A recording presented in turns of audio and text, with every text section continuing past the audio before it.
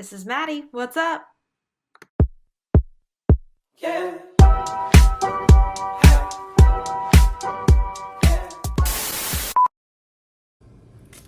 Hey YouTube, happy Sunday. If you are new here, my name is Maddie. I am an IFBB Pro and the CEO of Team Empowered Fitness. If any of you guys are ever thinking about working with a coach, whether that is for functional issues, lifestyle, or contest prep, the link is always down below. This week, I have a very special educational video for you guys, and that is my interview with Celeste. A few weeks ago, I had the opportunity to go on to Celeste's podcast, Confessions of a Bikini Pro, and talk about my journey as I navigated through an eating disorder, really the psychology of competing, and I hope you guys get some good takeaways from that video. I know that some of you may have already seen clips or tidbits of it over on her channel, but I wanted to post it on here this week because I had a chance to go back and watch it, and I just feel like there are things in there that A, never hurt to hear twice, and B, if this video has not reached you yet, that you get something out of. So for this week, stay tuned. Coming up next is the video with myself and Celeste. Today, we are talking with the CEO of Team Empowered Fitness, who lives in Orlando, Florida, and grew up as a ballet dancer with the Orlando Ballet until age 15, which was when she started weight training and wakeboarding, actually, until a really bad accident occurred. And maybe we'll talk about that as well today. But she attended the University of Florida and began training clients. Soon then she started a battle with an eating disorder, going from 145 pounds to 90 pounds, losing her hair, her cycle, friends, and her identity. When she graduated, she moved home and was put on a slew of medications with a variety of side effects, and that really put her internal health at the top of mind. So she then started studying nursing as well as functional medicine, and during this time, hired a bodybuilding coach who coached her for free and put her on stage so that she could be told, you need to gain weight and do what needs to be done to do so. This athlete earned her pro card when she won the overall at her 9th show ever. Now, 4 years later, she is healthy, thriving, and growing her own functional prep and lifestyle coaching business without taking any medications or having any health issues. And she uses the knowledge she has gained to empower, inspire, and cultivate healing and growth in other women. If you guys are listening to this, we're also doing this on YouTube at celestial_fit if you want to watch us talk and have fun today. So welcome to the show, Maddie Michelson. How are you doing? I am doing good. I'm happy to be here. Thanks so much for having me. Yeah, I'm happy you're here too. It's just so cool that we literally met a few days ago in person.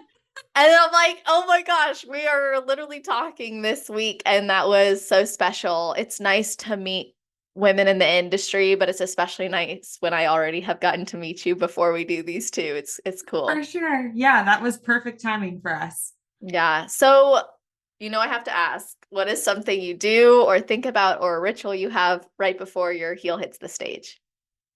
Oh, I've seen you ask this question and I should have prepared myself. It's literally the only question aside from advice that people can prepare for, but I don't blame you for not preparing for it. Yeah, I actually have like two things that I do. So one is more immediate, the other is not. But my mom and my mom is really big into like energy. And so the second that I actually go backstage with my like rice cakes and my pump up bands and things, like I turn into a different human. If you guys have met me or seen me, like anytime around the hotel, I try to be as like bubbly and enthusiastic and as Maddie as possible. And like, I get backstage and I'm like, we call it my bubble. And literally people will come up to me and my mom will be there and I won't even hear them. And my mom is like, she's in her bubble. And I do this thing where I just like get into my space. I don't look at other people. I don't really like conversate because I find that a lot of conversations backstage have to do with nerves and I feed off of that. So I really just get into my own space. And then immediately before I go on stage, I have a background in dancing, but it wasn't hip hop. But let me tell you, the best way to warm up, sometimes I'll even like drop my pump up bands. I will just dance because they're always playing music. And usually it's like old school Black Eyed Peas, old school Lil Wayne, like it's fun stuff. So I always dance before I go on stage. That's so interesting. So there's like this bubble that you exist in, and then you break out of it and you start dancing. Right before I go on stage. Yeah, well, think about it. Like if you're dancing, like you're like, one of those, you're smiling, people are looking at you, maybe someone's laughing and that makes you laugh. So it automatically puts you into this like kid-like, carefree, not worried about other people judging you, which is essentially what you're going on stage to do, spirit. And so that's the exact kind of MO that you want to give off on stage. Wow. Have you always done that, or did this come in time? Um, Honestly, I don't think that I automatically always did that um subconsciously. Now it's more subconscious for me. But if you think about it, having been a dancer for so many years, I've never actually had that question asked to me, but it's very likely that I probably did used to do that backstage, maybe practicing the movements that I was about to go do on stage, but probably did that more consciously, just to prepare to go on stage. And in a way, it probably eliminated some of those fears. Wow. Yeah. And I mean, you were not just any dancer, you were the youngest professional dancer on the Orlando Ballet at 14 years old. Yeah. So I imagine your peers were not as relatable either. Well, my peers were all, that's like kind of the funny thing. I don't have many friends. I shouldn't say any, but I don't have many friends that are my age. I have a sister who's 7 years older. Growing up, I was always friends with her friends, and doing this style of dance that we actually had partners, which were male and female couples who would do your lifts and things like that. But my male partners were always like in their 30s. Um, which is a little bit uncomfortable, but they were always very feminine men for the most part. But um, yeah, I mean, none of my friends have ever been my age. So certainly intimidating to some degree, when you're 14. Yeah, it's very interesting to be put in those environments at a young age, but clearly you thrived. And I got this sense that you've always been someone who's hopped into something or committed to something and done well because you fully invest yourself in it. I know that after ballet, you started wakeboarding, you started weight training. What happened with wakeboarding? Walk us through that athletic side of you and how that ended. Yeah. So, kind of a little bit of a backstory into how I got into wakeboarding. I had actually tried and attempted every single sport under the sun: swimming, lacrosse, flag football, track, cross country. And I wasn't really great at them because, as you can imagine, I was very graceful with the lacrosse stick. I would like punch it. And I also had like a depth perception issue. I have a very bad stigmatism, so I couldn't catch a football. So I went to water sports from ballet, and I am very much, it served me well. And we could probably talk about this a little bit too. It served me well that I am very much the persona or the personality that goes all in, and my whole life has to revolve around something that I'm doing. And so whether that's my business or whether that is bodybuilding or wakeboarding, it was wakeboarding at the time. The injury was the catalyst that took me down a different path. And I believe that every single thing that happens to you in this life, good and bad, is purposeful and intentional. And it's up to us. I call these our little micro tests. They're going to present themselves all throughout your life until you're ready to pass it. And the tests only get bigger. And my little test was like trying to reroute me onto this path, which the river is just seemingly flowing down. But the accident was, I was just fatigued. I was actually coming onto the shoreline after riding. I was out at Disney. My mom was a executive at Disney at the time, and they weren't making me wear a helmet. So she wasn't going to sue the hand that was feeding her. But the board slipped, hit my head. I have soft spots on my head, so I'm very prone to like concussions, head injuries, minor fracture and a concussion. But then I was like, okay, I'm gonna hang up my wakeboard and sort of dove into the gym more from there. How long were you wakeboarding before that happened? I mean, that day we were out all day, but probably 2 years. Wow. Yeah.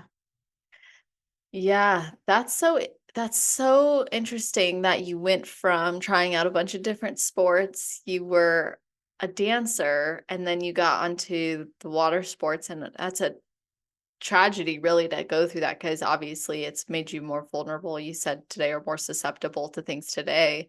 But Yeah. weight training and bodybuilding is such a safe sport when it comes to that kind of stuff. No, Yeah. I've never been hit in the head by anything other than a cable attachment, you know? So Which don't downplay that. Those things hurt. they hurt. They do. Yeah. Or like when you're in a smaller gym and you like stand up and you hit the handle of a machine. I've done that too, but Uh-huh. Or like a plate. Ooh. yeah. See, but at least it's less likely than, It is. yeah, like It is. paintball and soccer. But I also like to think a lot of people who have watched my channel and whatnot know that like my mom is like my person. She really is. The irony is my mom was never a dancer. My sister was. But my mom was a pro water skier and then shortly thereafter became really immersed into homeopathy and natural medicine. So that's kind of, I've always grown up in this like functional space. It was kind of like a second language that we spoke in my household. So I knew what macros were at a young age. I knew what like liver detoxification and what DIM did at the age of 6. Like I had this like knowledge from her. And so she ended up becoming a functional nutritionist and she wrote a book. And at that very same time, she was engaged to, my dad is not, but engaged to Mr. Florida, the bodybuilder.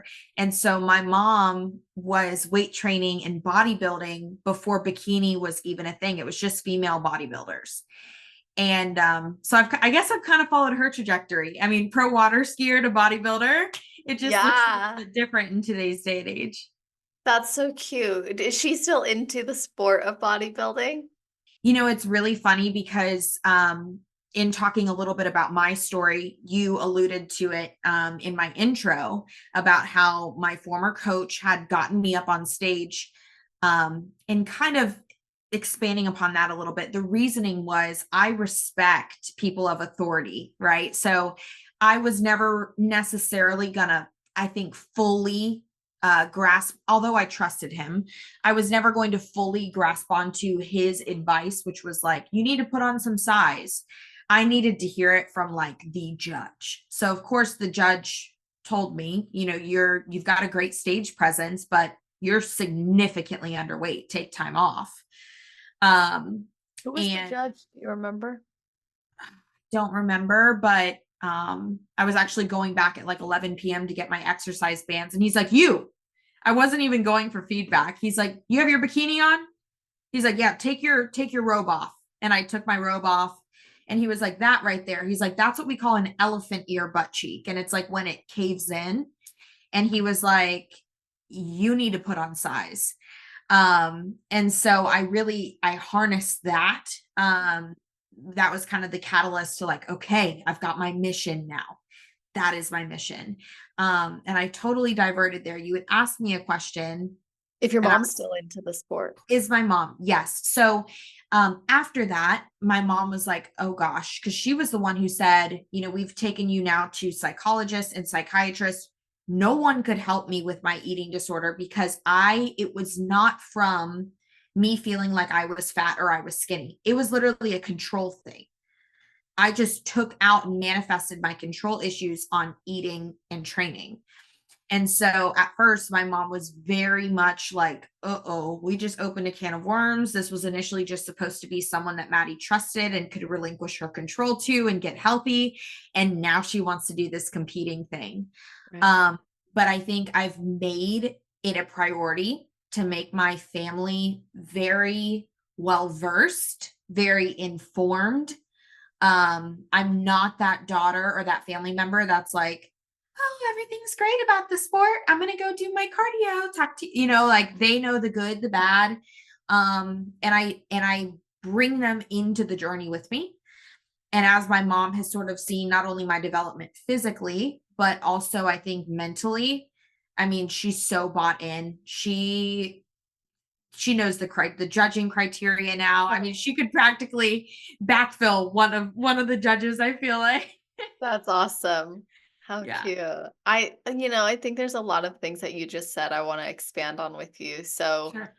first of all, your mom being so supportive, but of course, at first a little bit nervous and weary about it. Second thing I'd want to get into with you is about your coach who put you on stage at that zone and in that way. Kudos to them. I'm gonna say that I remember seeing your stage shot back in 2020, and I was like, what? I was like, if this is what they give a placing to, I'm screwed. And I'm just being totally candid with you because that is what I thought. And I was like, I think that her coach like needs to have a conversation with her. I think she's sick.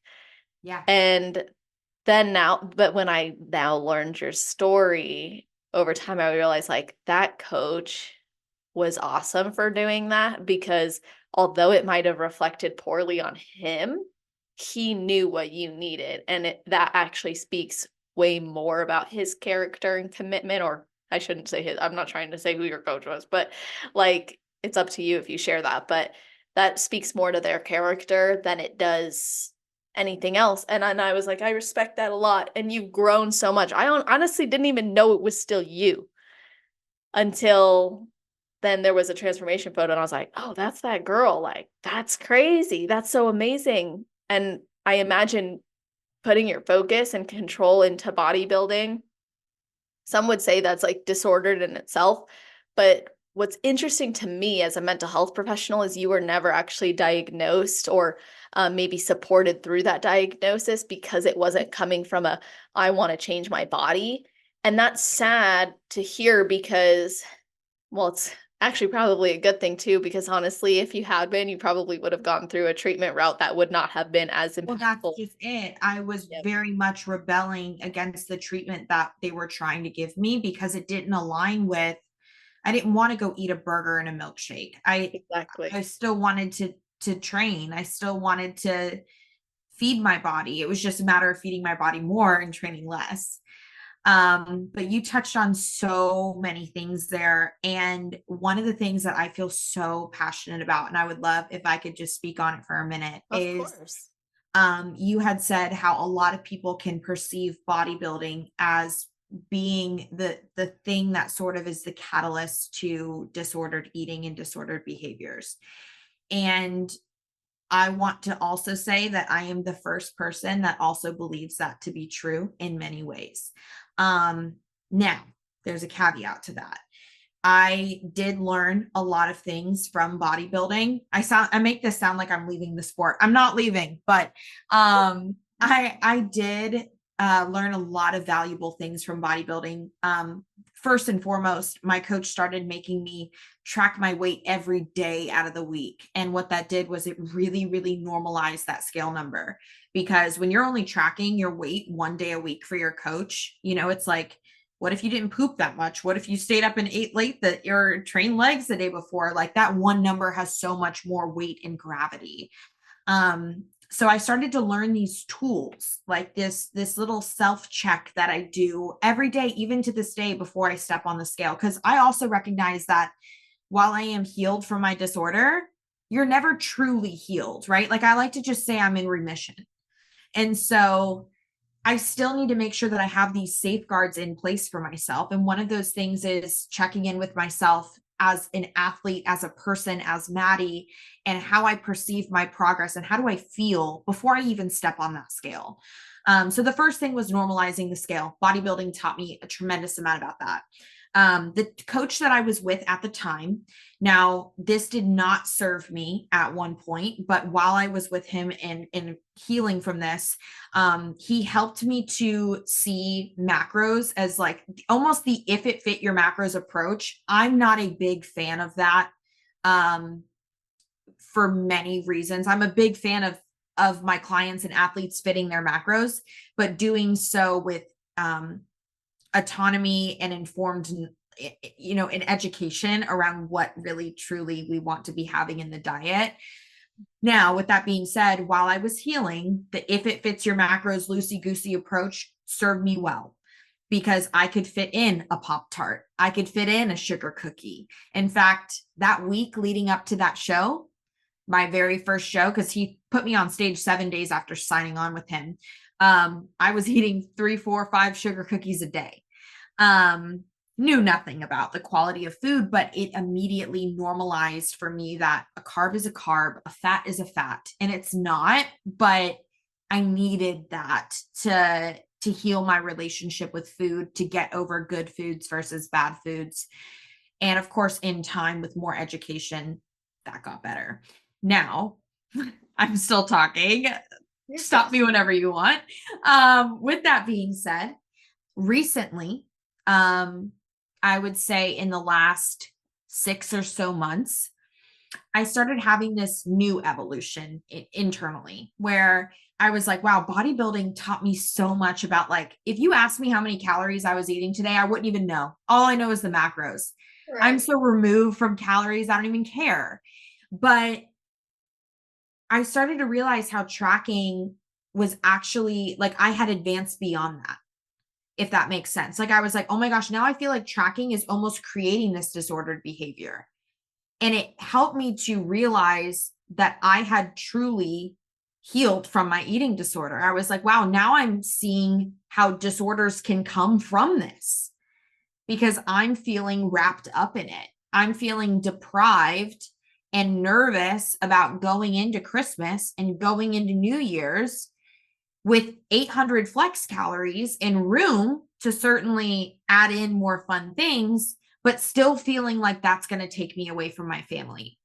And so I was like, Maddie, instead of shutting down, instead of rebelling, instead of following orders like you think you should be doing, this requires you to step up, to communicate with your coaches, and to tell them what you need.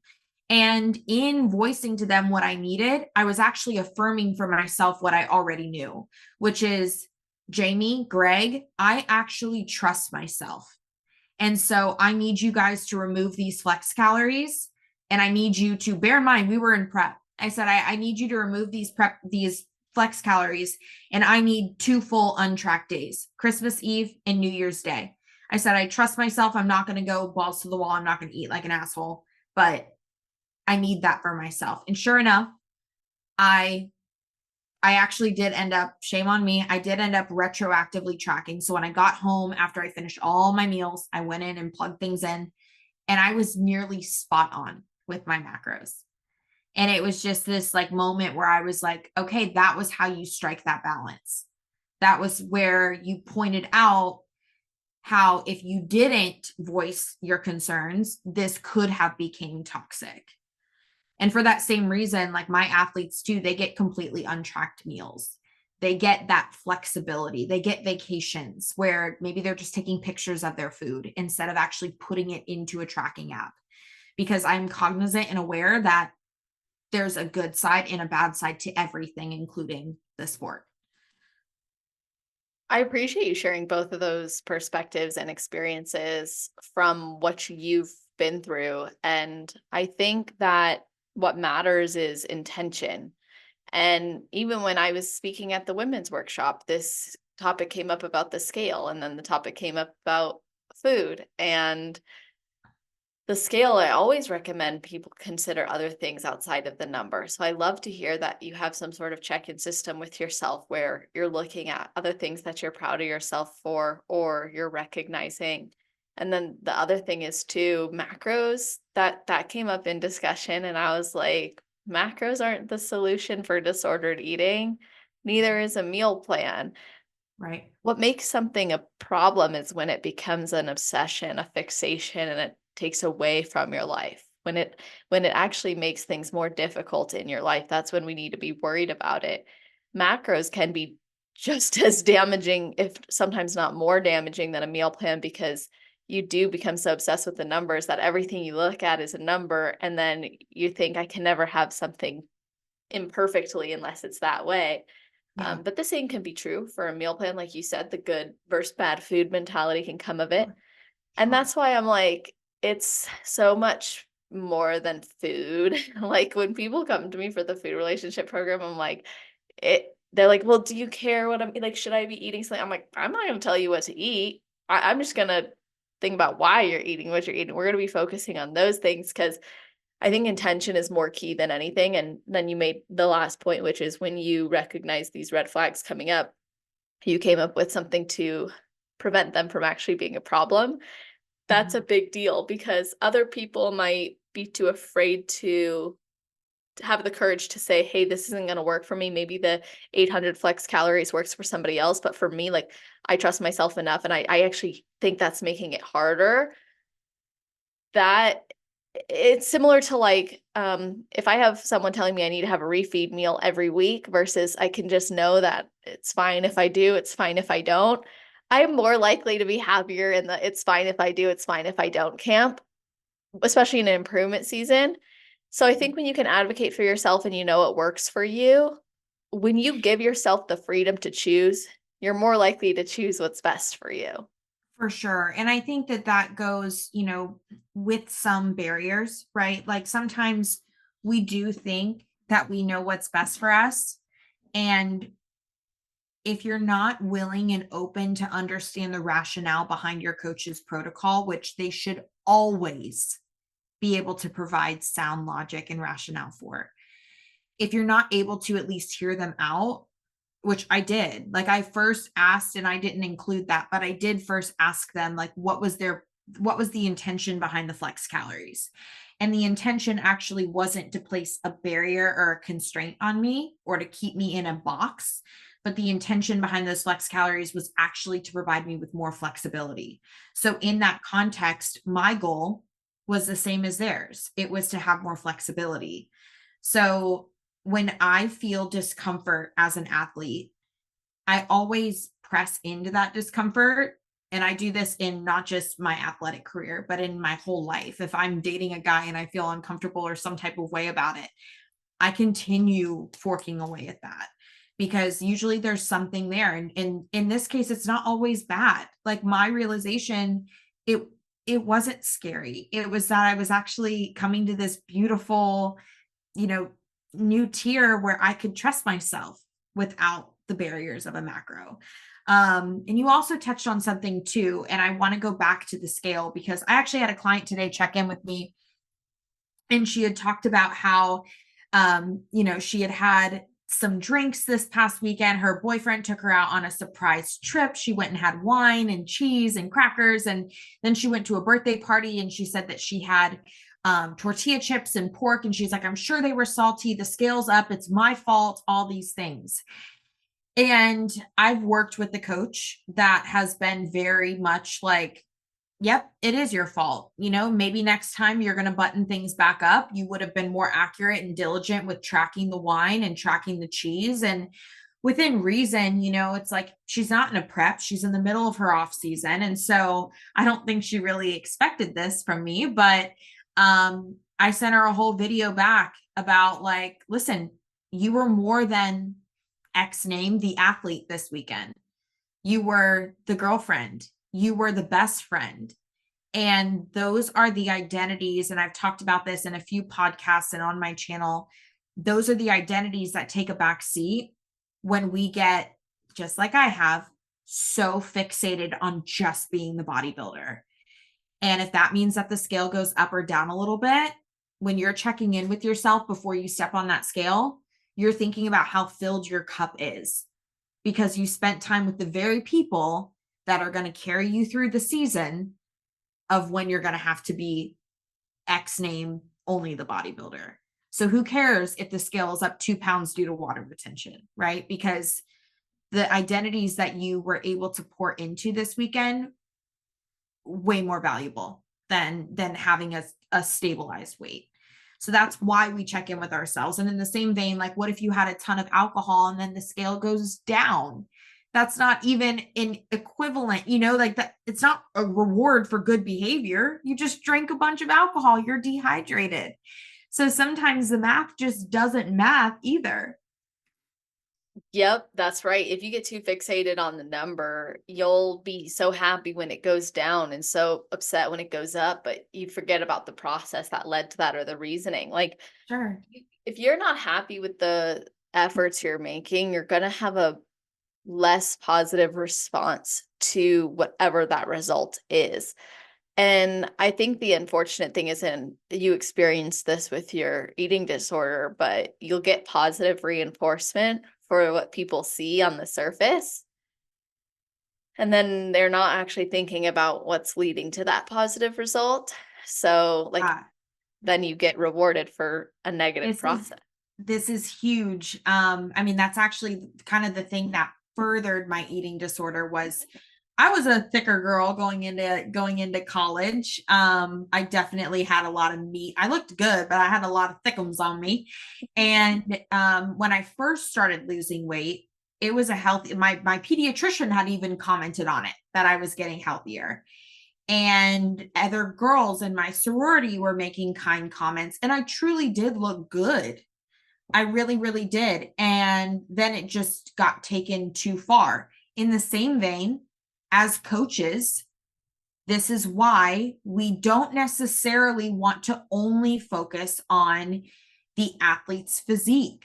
Like, when I check in with my athletes, I do this really, really weird strategy, and I will read through their check-in once as them.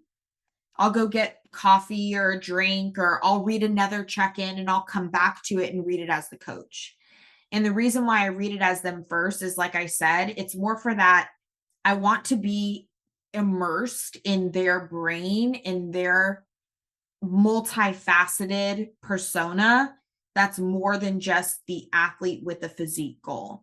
Because as coaches, it's very, very easy. I've worked with them before where it's very much like, well, you look a little inflamed this week. The scale did go up, so we're going to add 30 minutes of cardio. We're going to drop 20 grams of carbs. And it's like everything that went on that week, even though I talked about it, was just like, I was moving. I had low sleep. My boyfriend broke up with me. I didn't poop for 2 days. Like, doesn't warrant these like slap on the back of the wrist punishments. Exactly. And then as an athlete, you're wiring your brain given that feedback, because it's so coach client. You're immediately like placing so much weight and value on scale numbers. On scale goes up, I need to cut food. Scale goes up, I need to move more. Scale goes down, I can be a little bit more loosey goosey with my tracking. Scale goes down, I can cut 10 minutes off my cardio. Like, it's not that easy. And so as coaches, we have to be so cognizant. And that's something that I love about my new coaches, of honoring and placing even more value on the emotional side of things. Yeah, if you're working with a coach who's only focused on your physique, well, hold on, how do I want to phrase this? Because some coaches that is their focus, right? Obviously, you're hiring them to get you to a physique. But as an athlete, you also have to recognize, like, just because that's their focus, if you did hire them for that, doesn't mean that should be your only focus. So if someone is working with a coach who's strictly focused on their physique and they did hire them for that, I think then that athlete has to decide, do I want a coach who only focuses on physique, or am I able to report variables consistently enough? Because the other thing too is not every athlete knows to report those variables about moving, breakups, bowel movements, stress in life, that the coach only focuses on it. But you're right, there are some though who want to capitalize on how far can I take this person, and even for the promotion of their own business potentially above promoting the athlete's overall well-being. And I've had clients who come to me and they're like, oh, well, I'm worried about telling my coach about this because they're just going to cut my macros. And I'm like, you mean to tell me that when you go through this, your coach is like punishing you? What the heck? Yeah. It doesn't work. And so, you actually brought up a key word here, which is beyond the goals of physique and the identity there. So you have talked about in other platforms that you lost yourself, like you lost your identity when you had the eating disorder. So now let's fast forward to where we are now. You're 4 years removed from not really knowing yourself or losing that identity. So how do you identify yourself now? Like who really are you then? Ooh, that's so good. I think like a lot of this does go back to I will never, and this goes back to my personality, which is I will dig and dig and dig and dig and dig. And one of my thematic words, if you will, ever since I got this pro card, because I had a lot of things up in the air. Do I go back to school and continue more education? I was thinking about literally doing that. Do I continue coaching and really dive in full force, investing in this business, acquiring an assistant coach? Do I stop competing? Right? Like I really didn't know what was next for me. And I just chose to not be decisive and to go where the river flowed.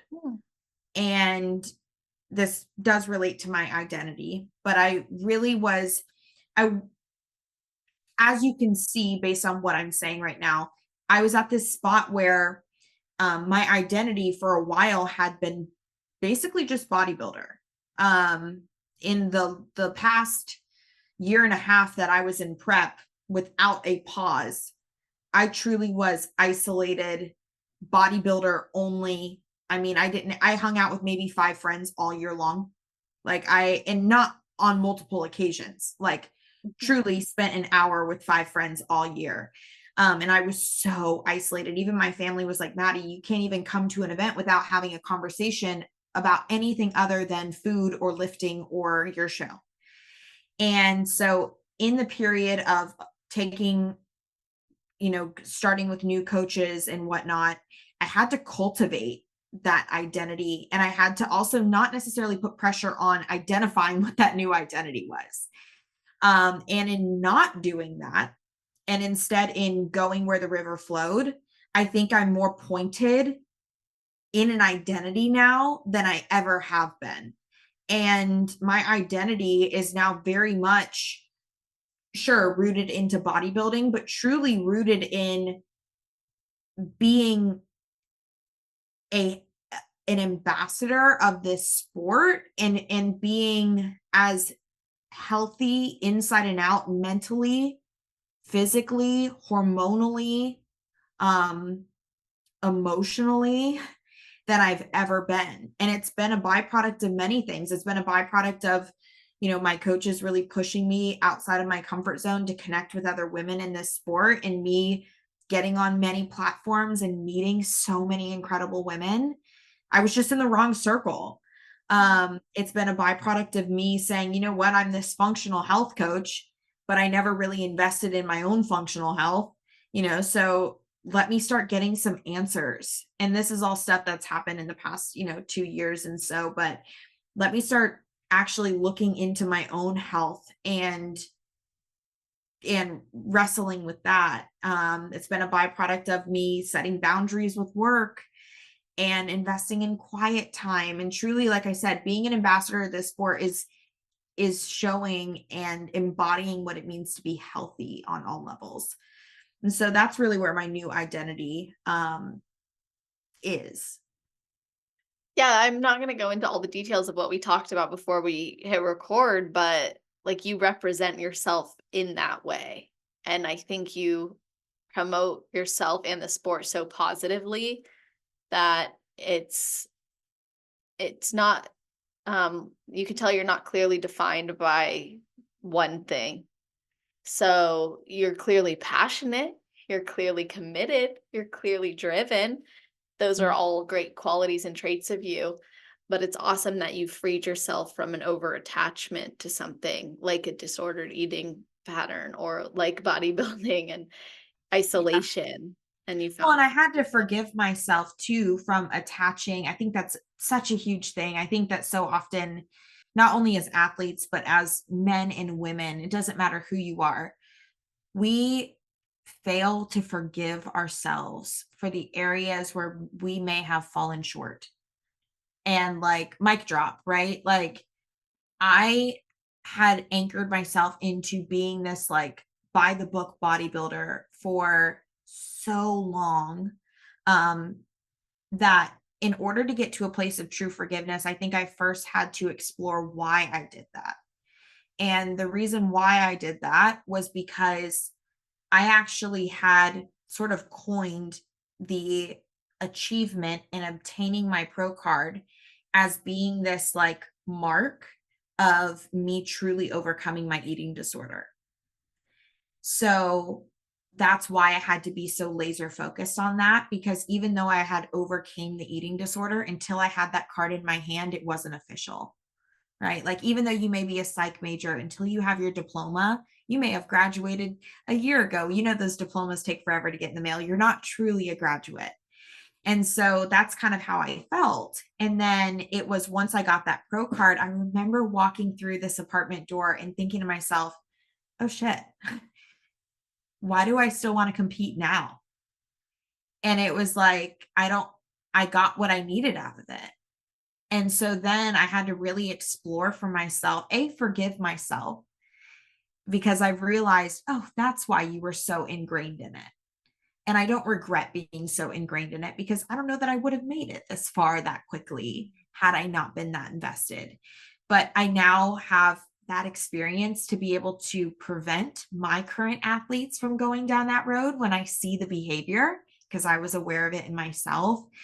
And I was also able to actually grapple and come to terms with the fact that I love competing. And like, I can honestly say with everything in me that I didn't love this sport until December.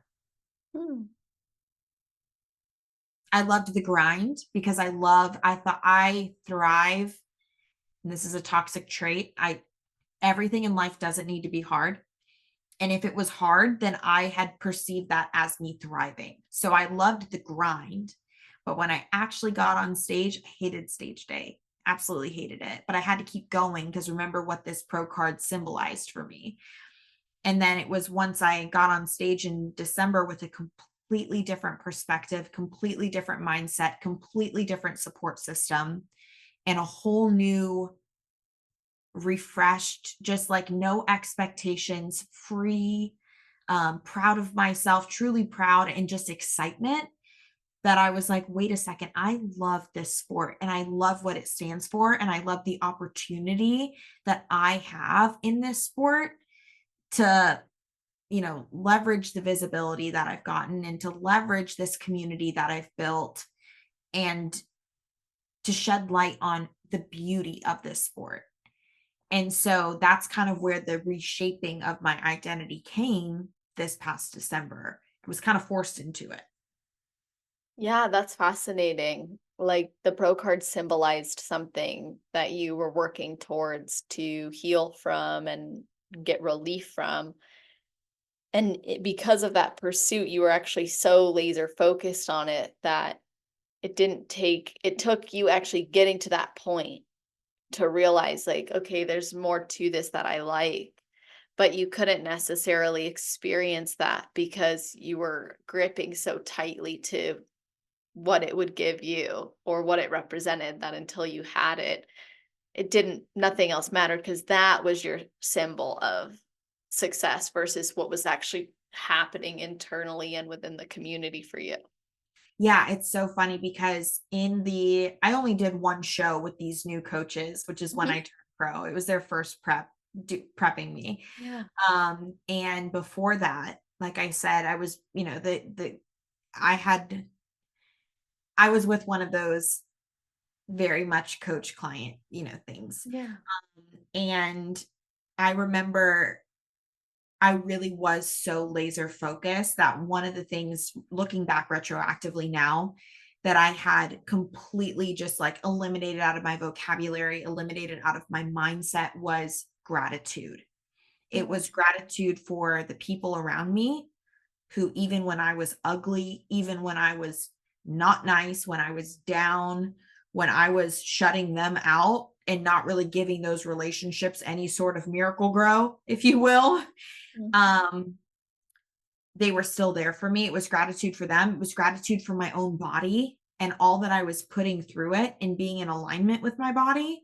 And I'm not trying to sound woo woo, but I truly wasn't giving back to my body at all. Like I wasn't getting massages. I wasn't speaking kindly to my body. I was lean, super lean. In fact, too lean at one point in this last round of shows. And I would still look in the mirror and all I would see is that little lower belly pooch. And I would say the nastiest things to myself. And I remember once I got this pro card and I had kind of come down from the high, I remember just feeling like I have so many people to thank. Like it was like this overwhelming, like, thank you, thank you, thank you. And like, even when I walked into the gym, the people that only had one conversation with me for 5 minutes, when they were like, hey, congratulations, I was like, thank you. It wasn't thank you for the pro card. I went to thank them for the 5-minute conversation that they had with me that one Tuesday in prep when I didn't feel like being there. And I felt more than ever that it was like this gratitude that I had. It was like a win for everybody around me. It wasn't my win. It was my win as much as like the community of support that I had. And everything changed. And I remember telling my mom after that show, she was like, is there any things that like, really hit you? And I said, oh my gosh, yeah, I'm so scared that I'm going to forget or somehow lose sight of the importance of being gracious, not only for coaches and for support and girlfriends in my body. And I don't know how to hold on to that reminder. I don't know how to continuously practice gratitude. And I'm afraid that, if I'm not in prep, I'm not going to have that. And I immediately ordered this gratitude journal online. I do it every single morning. It starts off my day. It bookends my day. I literally do it at the beginning and the end. And that was certainly kind of like a takeaway from this as well, was like, wow, I just completely forgot about being gracious on this journey. Are there other habits you do year round that you don't even think about anymore, but that you think others would benefit from doing? Habits. I mean, I would just say like 2 things overall. And we've already kind of talked about this. The first one is, not shutting out the people around you big time. Like I've had those people that I have my absolute best friend in this world. He's a guy, he's a coach, he's a competitor, and we talk on the phone every single day for probably 3 or 4 hours. We'll like, I'll get in the bath and I'll put him on the side and we'll just talk. And like, that was one of the relationships that I don't want to say last prep, because I technically consider this 2 preps, like the one prep where I did like 10 shows this season, and then the one prep where I did 1 show. Right. But all in the same period of time. But in that first prep, completely shut him out. And I will say, like, he's just one example, but I did that with a lot of people. So a daily practice is like, make time for 1 intentional conversation each day. Love that advice. That's a really great perspective. And actually, now I'm kind of curious about your dating life, because you did mention earlier that you isolated and that there were certain things you noticed about yourself, even through that you realize you do certain things or you say certain things. And I think as an athlete, we do tend to have the all or nothing type of thinking, or maybe we dig, right? That can manifest in some maladaptive behaviors, but also some really great protective ones, right? Like our best aspects can also be some of our Achilles heels. So Absolutely. I'm curious, like how you manage, if you want to share this at all, like how you manage dating as a competitor. Yes, I want to talk all about it. Okay. So I can, I have so much to say about this. So yes, I had gotten on the phone with a therapist when my new coaches had proposed that I do a 7 to 8 week prep for nationals. And I was just like, I'm exhausted. I am burnout. I don't even know that I want to be a part of this sport anymore. And my therapist, she's actually like kind of an intuitive. My mom had sent her to me and I was like, oh, great, here we go. And she was like, here's the problem that you have. She was like, number one, you see females as competition, which I'll touch on here in a moment because I think that's a huge part of this sport and a huge takeaway that I had from this like victory. And she said in number two, you have this like black and white identity. You have bodybuilder Maddie, and then you associate that with toughness, with being in the closet, she said. She said with being alone, with not being able to go out and eat. And then you have fun Maddie. And fun Maddie is dating. Fun Maddie, the guys that I was attracting when I was dating were going out and we weren't just having like 1 or 2 drinks. It was like 5 and 6. Fun Maddie wakes up the next day and she skips a work, it was that type of stuff. And so I really didn't have this like happy medium. And so I started having conversations and watching more of not just like, I'm not downplaying, but not just like the people that were in my circle, like the NPC and like novice competitors, but I started just watching more of like the Olympians, the seasoned vets, if you will. And I was like, God, they're married. A lot of them have kids. A lot of them have full-time jobs out of this sport. And then they do 20 shows year round. I'm like, how do they do it? There's got to be a way. And so that's when the digging began. And I did not stop until I had a marriage of those two identities. And it's been a union of, many different things. Like I said, number one was getting clear on what I needed to achieve that. I knew that I had to put in a little bit more intentionality and attention with bringing a circle in, and a circle that was in alignment with my goals. So to be very transparent and truthful, my circle became a lot more bodybuilders. I had to also communicate at times with my coaches what I needed in order to facilitate that marriage. I needed untracked meals. I needed, X modifications to my training program. Like one of the things that I got very much like regimented with was like, I was on the same training program for like 16 weeks. And I was like, guys, I need a new training program. Like I need to have fun in the gym. I need to go and just be a kid. And they were like, what's wrong with your training? I'm like, nothing's wrong with it. It's me, but I need something new and exciting. So it's sometimes small things like that, but it's also,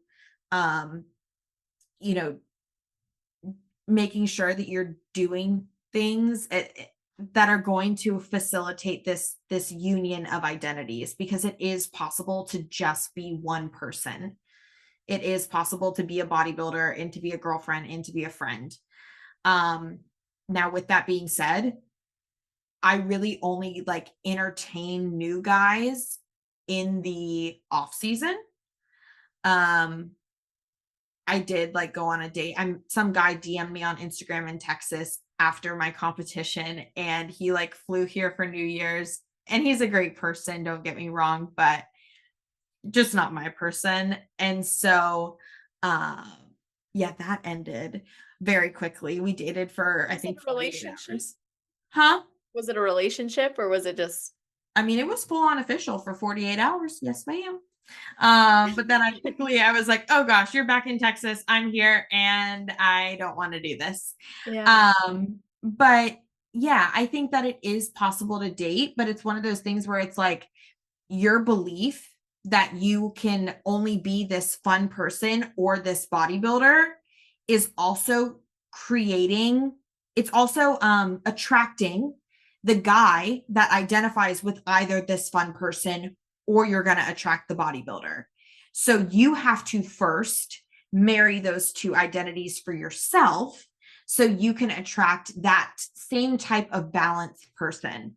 Because that's what I was finding for myself was like, when I was in prep, I wanted to date a bodybuilder. But then when I wasn't in prep, I'm like, you're tracking your food. You don't drink at all. You don't like take rest days. Like you got to get on the Stairmaster every day. And then when I wasn't in prep, I was attracting these like party boys who would never, ever, ever understand. I was dreading the day that I would have to tell them, hey, I'm doing a prep, because I knew they couldn't relate to that. Mm-hmm. So it's also, like I said, it's no different than you can't love others when you don't love yourself. You're not going to be able to attract a guy who has what you're ultimately looking to cultivate in yourself, unless it's cultivated. Yeah. But I also wanted to talk about the female competition thing. Okay, can I comment on the dating thing? And then I Yeah. definitely want you to do that. Yeah. So, first of all, I think you're spot on with like that extreme. Like you're gonna attract the extreme of which maybe would best complement you. And then it's once you get happy with yourself in all the seasons and year round, you're able to see that you don't need no extreme could complement a grounded middle. And when you commit to the all or nothing thinking, it's predictable. That's why it's so attractive. It's like an extreme is attractive because we know what to expect. But finding that middle ground, I love that your therapist really encouraged you to consider like how do you merge those identities, because I think that's the key to better longevity in athletes is to have something that they feel can add to their life no matter what season they're in. Sure, there's going to be really challenging times in a prep where maybe you're doing a lot of cardio and you don't have as much time, but it should never be like I'm setting aside my whole life. And especially like this is so I'm glad you went and looked at the some of the well-seasoned competitors too, because when we're young and we're seeing like we're just kind of in it, we're really invested in it, we forget that, oh yeah, like I'm also trying to have a family, get married, date. I need to still participate in those activities to create that, so at that point in my life I'm there. But if we commit so strongly to like an extreme, we're probably missing what's meant for us because we're closed off. And then it was actually likely a safe place for you to date men who were in those extremes, because then you knew predictable for yourself is that you wouldn't last, and you could expect that they wouldn't appreciate a version of you that you didn't appreciate at that time without being in the other. So I find that really awesome that you shared it. And it's it's a good thing to talk about because we put pressure on ourselves, but really if we relieve that pressure, and there's a lot we learn in relationship that can't be learned in singlehood, right? Like that you learn in relationship with someone. So you don't necessarily need to be perfect, but having that compassion and understanding for yourself and taking the time to know what you want to attract is important. But yes, let's talk about the female competition. So walk me through where that comment was coming from her and how you make sense of it. Yeah. And before we do, because you touched on this, Yeah. some insight that I did gain, and this might be helpful to like a new competitor when I was watching this goes into some of the intentionality that you have to put behind if you really do want to be this singular person. You're gonna have to be inconvenienced to some extent, right? Like I needed to prioritize time for relationships. I needed to have tough conversations with my coaches where, due to PTSD, I had a little bit of nervousness about them reacting to my demands and my needs. The third thing though was I didn't want to like go into prep again. I didn't want to do 70 minutes on the Stairmaster. I didn't want 1200 calories. Like, oh, and if you don't want that, then you have to keep it buttoned up in your off season. Like no ifs, ands, or buts. My diet is, I have fun foods occasionally. I have 2 Pillsbury sugar cookies in my creamy every night.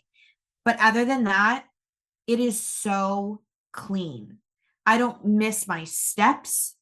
And I find ways to enjoy those, right? Like I'm not super regimented. I don't have to do them on the treadmill. I go outside and I walk around the lake and I feed the swans. I find that happy medium. I have my Ninja Creamy at night with my 2 Pillsbury cookies. But if you don't want, and as a result, my cardio is at 0. I'm 8 weeks out. My fats are at 80 grams a day. Like, I'm eating good. And that's how the pros do it. That's one of the ways that they kind of keep this same even keel identity. It's a lot less stress on the body, and you don't have to like pull yourself down, and you don't feel this need to kind of fluctuate back and forth. Keep it put together. So that's my little 2 cents there. No, I'm glad that you shared that. That's so true. Yeah. Cause I remember, I mean, I did that. I was like, okay, an off season means that I gain 20 pounds. Well, it also means you have to lose 30 when you go into your prep, as opposed to an off season where you gain 5 to 10 and you're only losing that amount over 16 weeks in your next prep. It's a lot different. And that's not even to say that you have to stay within 5 to 10 pounds, though, because I know for me personally, that's never been possible. So I would never tell. I gained 40 in my 2 years off. So yeah, like I know it's so much easier to maintain a closer weight to stage weight, but I know so many people put this pressure on themselves, like, oh, great, now I'm 8 pounds over and I failed. And so then F it, I'm going to binge. I think what happens when you're referring to buttoning up and keeping it tight, like, it's that marriage that you talked about between the two identities, and it's finding, how do I exist in a way that supports both goals and both purposes without beating myself up if I go this way, or feeling isolated and trapped if I go this way. And well, you know what? When I was drinking and eating all the things and doing Sunday brunch, I may have been having fun, but if I'm being completely honest, when I went to put on my skinny jeans, I was like, oh, these are tight. I didn't really feel my best. And when you sort of realize that you actually want to feel confident in that phase of life, and like you want to feel your best, and like we talked about, you do marry those two identities, it's a lot easier to also allow your actions. Like, we are self-confirming humans. We are going to confirm our biases, good and bad. Mm-hmm. And a good bias to have is that you are Maddie Michelson. You are human. You've got community and friends that support you. You care about being and feeling your best. You care about being healthy. You care about being lively. You care about being, a poster girl for the sport. And that doesn't mean having shredded abs, but that means truly living out a life that you're proud of. And it's a lot easier to keep things, like I said, buttoned up, because you don't feel like you're in two different seasons. You're truly being present in this identity. And this identity, me sitting here right now, doesn't feel like I'm deprived of anything. It doesn't feel like I have foods that I can't have right now that I better have when I'm in my off season because they're going to be taken away from me. There is none of that, because I truly am convicted, and I believe that I am just 1%. Mm-hmm. And everything that I have is available to me. Nothing's scarce. Nothing is limited in resources. We're going to go through phases, right, where we have to have a little bit less, but I don't have to take anything out ever, because it's just consistent all the way through for me. Love that. That's beautiful. In regards to female competition, sorry, I got on a tangent. No, those are good tangents. I know we want to talk about forward it if you wanted to, but you stayed. No, but in regards to female competition, let's talk about that, because I think that's something that has been so characteristic in my life, my whole life. So remember, I was a ballet dancer. That's a single person sport, much like bodybuilding is. And it was very much, we were going to the YAGP, I think it was called, Youth American Grand Prix, these big competitions. It was one girl up on stage and you were fighting for a placing. It's much like bodybuilding. And so even though you were taking ballet classes together, right, even though for female athletes, we're all on the same team, I very much saw it as I was the girl on Instagram, like, oh, she's going to beat me. I need to beat her. I need to come in leaner. Creating this anxiety and this fear. And I never knew these girls. Like, I never knew them from Adam. I never had a conversation with them. And I started thinking like ugly things about them. Like, ugh, like that's my competition. Like, mom, look at her. She's in my height class type of thing. And it doesn't feel good. It doesn't feel good because, morally and like ethically, we're all girls and we all worked equally as hard to get there. But something that I really learned, and this is something that being on, a team and having an all-female team, coaching team, has really taught me, especially in this sport, is that at the end of the day, yes, we all did work equally as hard to be up on that stage. Doesn't matter if you're a novice or you're the winner of the Olympia. No one's worked harder. We've all worked to the same degree of hard, right? Even if you've messed up on your diet and you've binged, man, is that a tough pill to have to swallow and to feel that guilt. We've all worked just as hard, just to put that out there. Now, once you get up on stage, I really struggled with this in Irving because I actually had girls on my team coached by the exact same coaches and in my height class. There was like 4 of us. And I remember literally telling my coaches like, oh my God, what do you do? Like, is there one of you that like loves one of us more than the other? And so you're like secretly giving us the perfect macros and then the other one gets a little like, what do you do? And they're like, what do you mean? Like we do our best for each one of you. It's not up to us. And so I started to dive a little deeper there. And I realized whether I have a conversation with my teammate who I'm up against backstage or not, whether I'm kind to her or whether I'm like, pumping up and looking over my shoulder, like, oh shit, sure, her glutes look really good. I'm nervous about being up against her. Whether I have that competitive perception with her or of her or not, doesn't change how the judges see her or see me on stage. And this is why you see Jen Dory and Laura Lee are buddy, and Laura Lee and Phoebe are buddy, and Ashley Kay and Laura Lee are buddy. Because at the end of the day, whether you're nice or whether you're a absolute biatch to the girl that you're competing against, it makes no difference when you get up on that stage. And that's when I finally realized like that competitive nature does not serve me. And so instead of doing that, right? Because the judges don't care whether you're friends with your teammate or not, whether you made friends backstage or not. I realized the only person I was hurting was myself, because there's nothing worse than losing, which you do more often than not in this sport. There's nothing worse than losing and leaving a show and feeling so alone. Mm-hmm. But what if you could walk away? And this sounds silly, but what if you could walk away with a friend? And in my case, there was one girl in particular. Her name is Shelby Reed.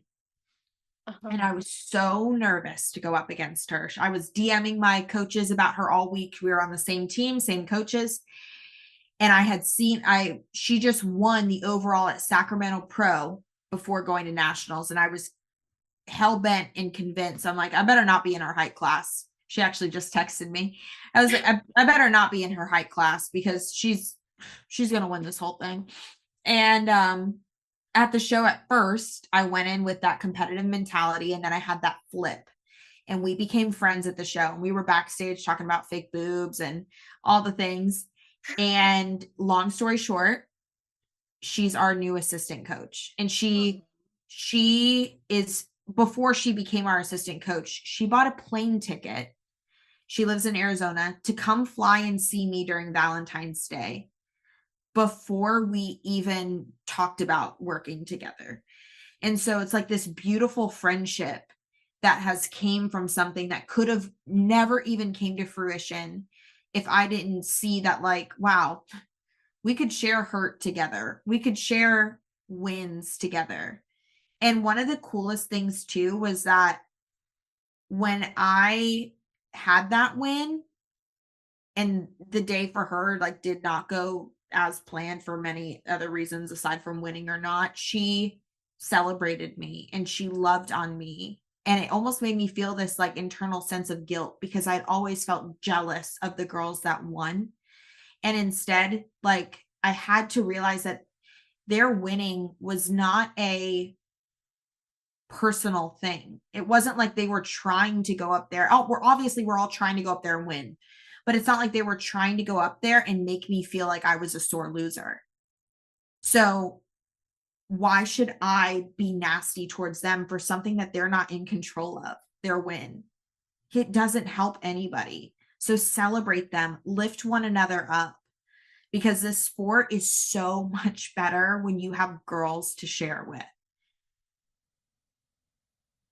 I just love, oh, that was a beautiful speech. I loved everything about that and your ability to share your own maturity through that and how you grew from having that mentality of competition to one of celebration.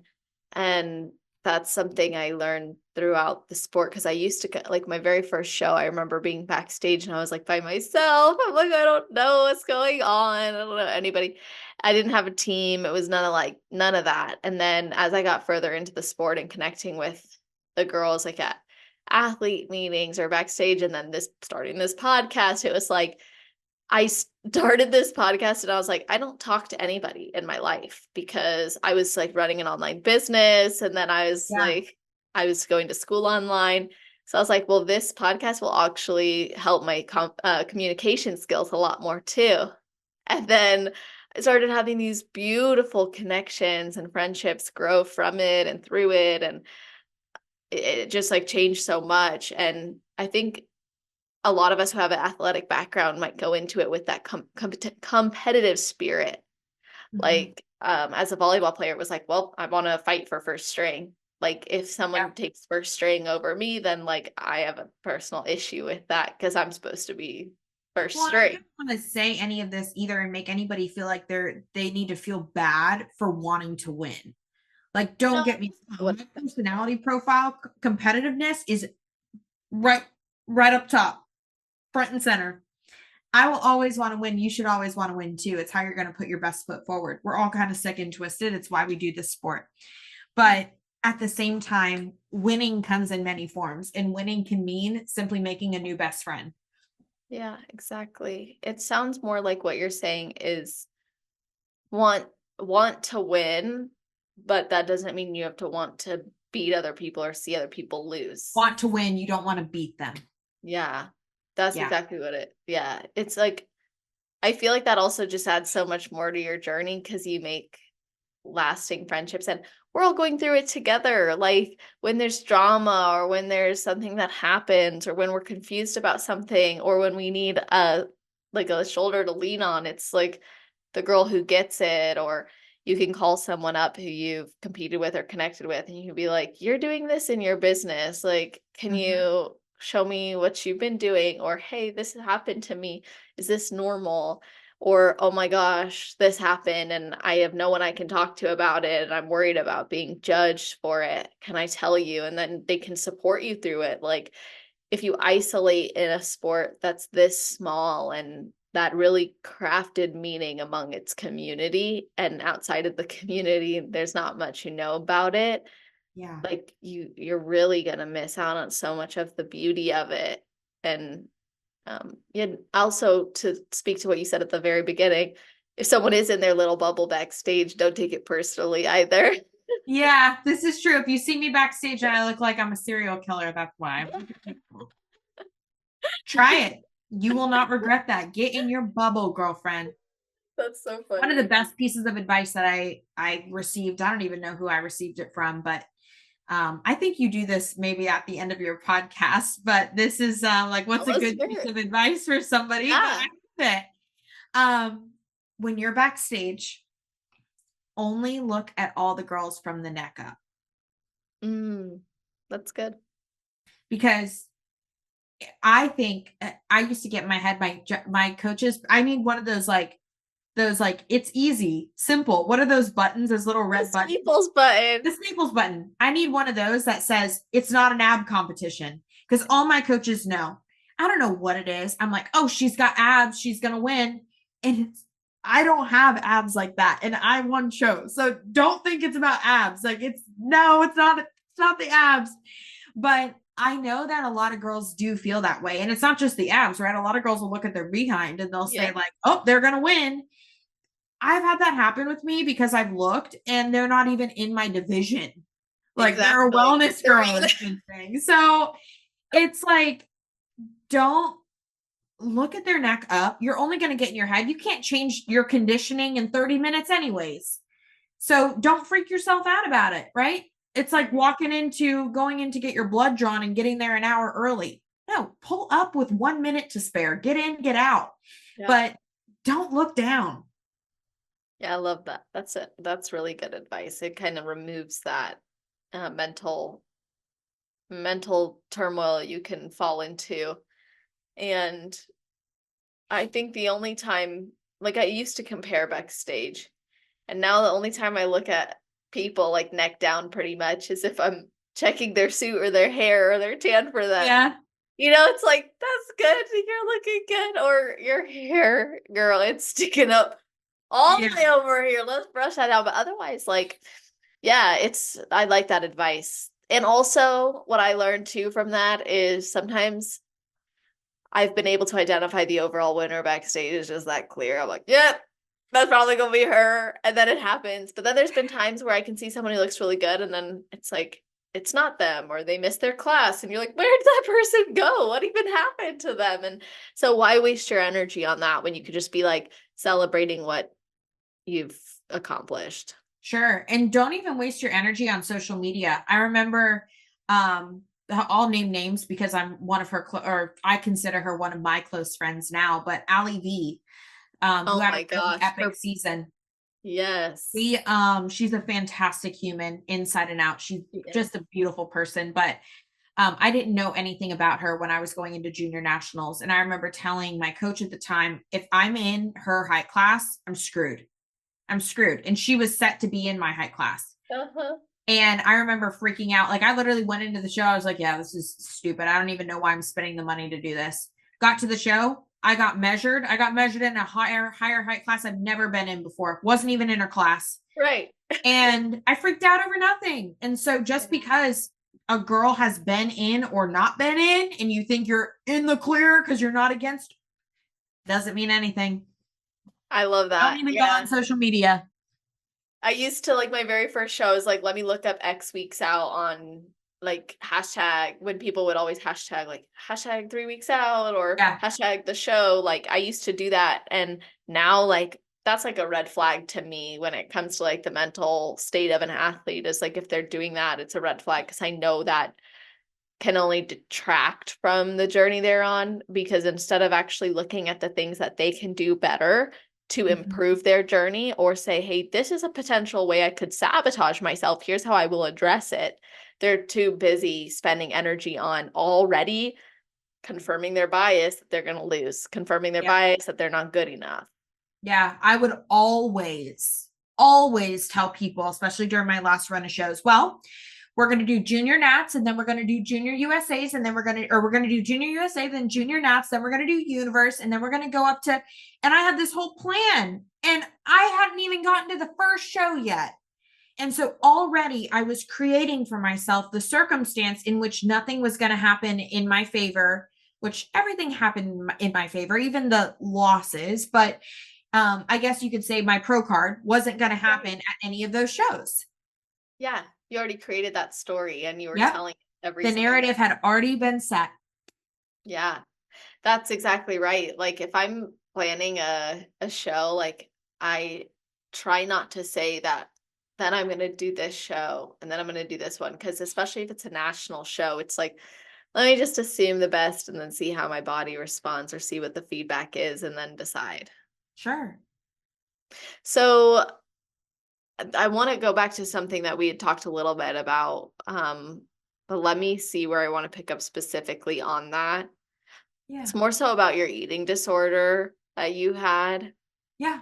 You said it wasn't about body, but then there was a time throughout your prep where you were starting to fixate on your lower belly pooch and like getting obsessive over it, when it wasn't about your body, because maybe bodybuilding brought out some of those types of fixations, but when it was strictly just for control, what did you lose control over in your life?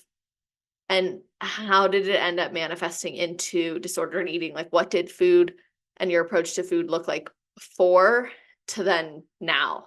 Oh, so I was fully eating intuitively before my eating disorder. And I was Cody Thompson, my college boyfriend. He was actually my orientation leader. He's a great guy, lovely human, but very much needed a caretaker. And in college, I had 0 girlfriends, 0. And I had like a bad apartment situation. I lived with him in the fraternity house for a year. ATO became AT home. Oh no. Yeah, I was house mom, literally. I had my own room, aside from his room, corner to corner, and was the mattress, like literally in a shoebox. And the room was called casting couch. It was I will always tell my kids this. I will tell my kids this story someday. But anyways, he was my orientation leader. We dated for 3.5 years. I was very much mama. I cooked every meal for him. I did his laundry. I paid his rent and my own. I was on top of his appointments, his homework assignments. And one day I woke up, he had graduated, and I was getting ready to graduate because I graduated in like 2.5 years from college. And I was getting ready to move home, and we were from the same hometown. Didn't know that, but we were. And I was like, hey, I'm done. Like, really done. Like, we've just been a crutch for one another. You were a crutch for me because I had no one else in college. You got me through college because I hated it. And I got you through because I was mom. And when I no longer had him, that was like my baby, essentially. Like, it was something I took all my control out over. So when him and I were dating, I got really into running. And I had been running like 5-6 miles 5 or 6 days a week. Now, the difference was when I was first running, we would get done with our run and we would go to Smoothie King, and I would get a yogurt delight, and it's basically frozen yogurt, sugar coated strawberries, and I would get an extra large, like this big, and I would slurp that sucker down in like 5 minutes. Well, I needed it because I just ran 5 and 6 miles.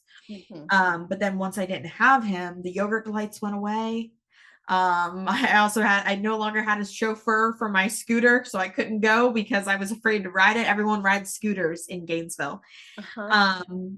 And yeah, the control just really I took it out on food. I started using measuring like spoons. I remember for lunch, I used to have a yogurt with granola, an apple, and Whole Foods honey roasted peanut butter. And I used to just heaping scoops of that, probably like 6 tablespoons at a time. Granola, half a cup. Like, I'm not kidding. I really ate. And I started really measuring it. And then after the measurements came the food scale. And then from there, it just downward spiraled.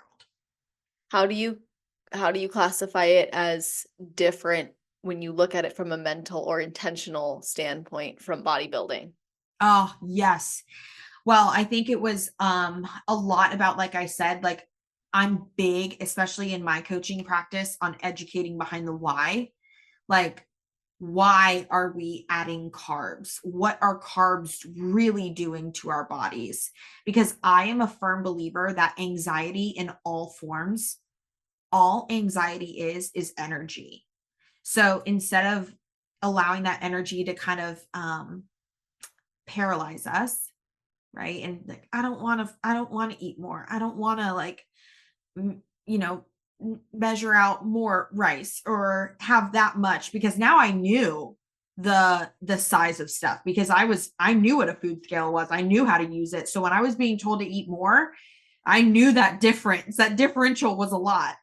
And so it really helped me to understand the why behind things. And to understand how it was working in my body. Like, I was always like interested in understanding things. And so I dove into research and how it was going to help me. And then I think the second thing is too, so I talked about anxiety, leveraging that anxiety for something beneficial. If all it is energy, and this is no matter what the anxiety is caused by, invest that energy into understanding the why, right? Invest that energy into working out or speaking kindly to yourself. And then the other thing too is I had to really look into, remember our digging. I had to dig and find out, why am I having anxiety about this? Why am I feeling anxious? And anxiety 9 times out of 10 comes from a fear, a past experience that has no leverage in the future and the present, or like fictitious things, like things that haven't really even came to fruition and may not, but you're just worried they might. Mm-hmm. And nothing about that is concrete. Nothing about that is finite. Nothing about that is like here in the moment, in the present. And so I had to also realize that, like, while I did have fear and anxiety about it, it didn't mean that any of the things that I was actually anxious about happening were truly going to happen. I was just creating those circumstances in that narrative in my head. Mm-hmm. I'm not really going to get fat from having 20 more grams of carbs. I just felt that carbs make you fat, but I had no sound logic behind that. So it's important, like, for you to also dive into, where is the anxiety coming from? Usually it's going to come from something that's not even really real. Absolutely. Just like if you have that anxiety about, oh, I'm going to blow up, or I'm going to have the same struggle, reverse dieting approach, like you'll work that story up so much in your head that then when it comes, you'll be so scared that it can actually manifest in your behaviors and change how you approach things, where then you might try to have too tight of a grip. You might try to have too much control. And then that's when you end up sometimes spiraling. And a lot of the times we convince ourselves of the things that are like shortcuts in our brain. Like it's a shortcut to think that the carb is the reason we gain fat, instead of thinking it's like how much and what else was happening in life, and well, how much, what were your other choices? Like we just create a shortcut because it's having one association is a much easier road to go down than trying to piece the whole puzzle together. So I generally think that, like you said, anxiety is building upon a story we're telling ourselves, but it actually is helpful to identify the evidence that supports that and doesn't support that. Because then if there is evidence that supports it, you can come up with solutions to overcome it, just like you experienced when you had the freebie or the 800 additional calories. And then if there is evidence that does not support it, you're able to say, oh, wait, I have nothing to worry about. It's a tool. It's a tool I use with my clients. I call it the T chart. And on one side of the T, you write down all that is factual.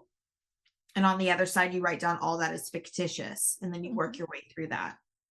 Yeah, absolutely. And that's how you actually can separate yourself from the problem versus it staying in your head. It's a cognitive behavioral technique, and it's meant to highlight where there's distorted thinking, so that way you can actually bring yourself to a reality standpoint and also determine what's going to best serve you and suit you. If the fear is genuine and real, then there's levels of distress we can learn to tolerate to reduce that fear, or to, especially if you have to be exposed to it. For sure. So now that you have your pro card, do you feel that that was the thing that signified your success? Success in overcoming an eating disorder? No.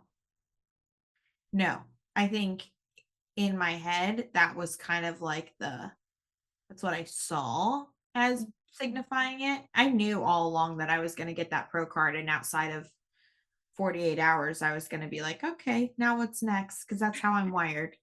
Yeah. But no, I mean, I think that I realized long before I had the pro card that I had healed. But the way that my brain is wired is very much like, I will grab onto something, and I grabbed onto that pro card as the thing that had to signify it. So I didn't stop, but I'm glad I didn't stop, because had I actually given up when I realized that I had already overcame the eating disorder, then I actually would have never realized that I love the sport. And I might not have chosen a lifelong career as a coach of other women because of it. Yeah. So let's talk about your business. Did you ever expect to become a coach after you went to school for nursing? Well, yes and no. My dream job was actually always to deliver babies. So that kind of turned into getting certified as like a pre and postnatal coach, which in December alone, I had the news that we have 15 pregnancies on our team. I'm like, am I a prep coach or a pre and postnatal coach? But I'm That's both. awesome. Yeah, so it's been really cool to walk through that season of life with our athletes. But no, so really in I didn't internalize that I was going where the river was flowing when it was happening to me. But when I was going through my eating disorder and I had lost my cycle for 2.5 years, and my hair was this thick blonde, not natural, but this thick blonde hair falling out all over the place. My mom was picking it up in clumps and saying, like, look at this, Madison, you need help. Your hair, I can't keep up with it around the house. My thyroid I was going to be put on levothyroxine and Synthroid, and I was on Wellbutrin and Xanax for depression. They wanted to put me on ADHD medication because I couldn't focus because my cognitive function was declining. On top of birth control, they wanted to give me a progesterone push. I was on prescription strength stool softeners because I wasn't having all these things. I ended up even getting kidney stones. And I realized, like, there's got to be a better approach. There has to be something. I was getting side effects from being on the meds. And that's when I delve into the world of functional nutrition. Now, how I kind of coach my athletes now is I don't label everybody as having a functional issue. I hate that because I grew up with that. I grew up with doctors that I went to see, and they were functional practitioners, and they would find something because they made income doing it. And their belief truly is that everybody could be optimized. Now, I also see a lot of, sorry, my nose ring was sticking out. I wasn't picking my nose, but also see a lot of like athletes in teams and whatnot. There's this like prevalence when I started opening up about my journey and my healing and what I did, which led me through functional nutrition. And then I took a 4-year board certification course to become a board certified FNTP.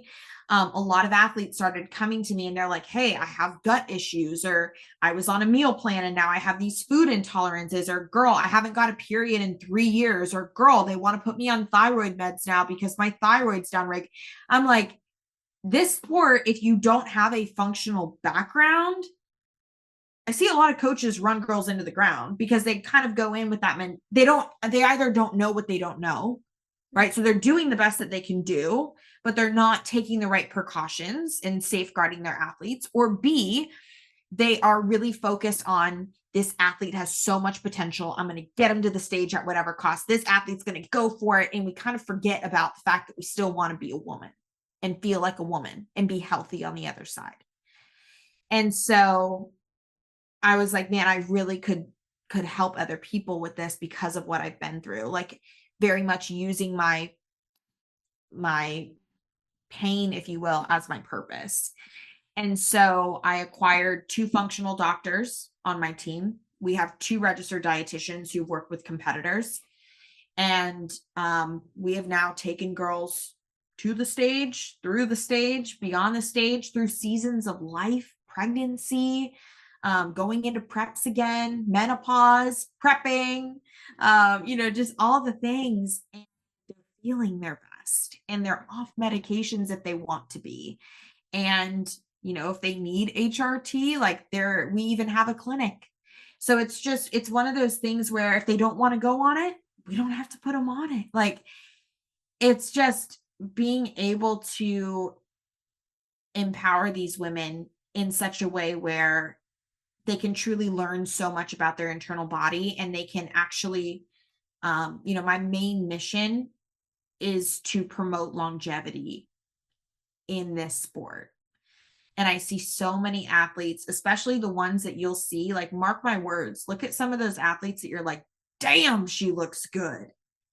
See if she's still in the sport in 5 years. It's not because you can't look your best and still have a good internal system, but there's been a lot of turnover of some really insane, beautiful athletes because they don't know that there is another approach to going about all of this. So true. I feel like every day I see some jaded competitor online bashing competing, and I'm always like, the answer is in the question. Like, they're breaking down the process that they went through to get on stage, and I'm like, that is why you're feeling this way. It's not because competing is to blame. It's because of the approach you took to get there, or not taking responsibility for the mental side of things that needed to be addressed. And I think it's really cool what you've built. Actually, I want to hear a bit more about it. You have a bunch of different people on your team. So you've got functional medicine doctors, you have a dietitian. How does it work when someone signs on as a client with you? Maybe this is too much information, but are they paying you to coach them, or do they pay you and they get access to the whole team? Like, how does that work? If you're looking for competition heels, jewelry, and fun competitor extras, then visit shoefairyofficial.com and use code Celeste for a discount at checkout. Yeah, so these are actually the doctors that I used for myself. And I did a 2-year mentorship program with them as well. So I've been kind of grandfathered in. And so they have a particular relationship with our team where we can bring athletes to them. It's free of charge. So this covers, we can order labs. We can review their labs with actual doctors, because I think a lot of coaches review labs, but they have no means to do it.